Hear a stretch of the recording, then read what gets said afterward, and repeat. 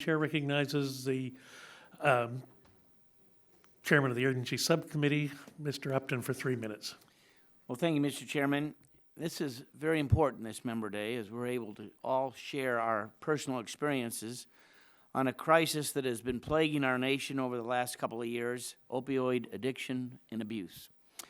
This silent epidemic has, for sure, torn through families, neighborhoods, and communities, both certainly in my home state of Michigan, but we know across the country as well. In fact, in 2015, there were nearly 2,000 opioid abuse-related deaths in Michigan alone. Even more tragically, more than 22,000 babies are born every year across the country with neonatal opioid withdrawal syndrome. This terrible epidemic has hit home both in my community and, yes, even in my extended family. So this is very personal to me, as it is with so many throughout our communities. In the last couple of years, I've been meeting with first responders, crisis center employees, advocacy groups, and yes, individuals suffering. All of these folks have said that tragically the death toll continues to rise. That's why we've been taking concrete steps here in this committee to combat the widespread epidemic. Just last year, the President signed into a sweeping package aimed at attacking the opioid epidemic from all sides.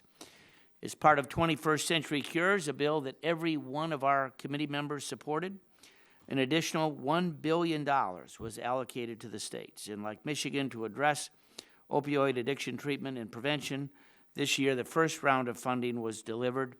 We received $16 million, and that grant funding will make a real difference. It will. To those suffering, I just say help is on the way. And as a result of this legislation, as well as administrative action, NIH Director Francis Collins is helping to lead the charge. This summer, the NIH started meeting with experts in academia and the biopharmaceutical industry to talk about innovative ways in which government and industry can work together to address the crisis. I strongly support that work and look forward to seeing the results of the research that NIH is doing with its industry partners.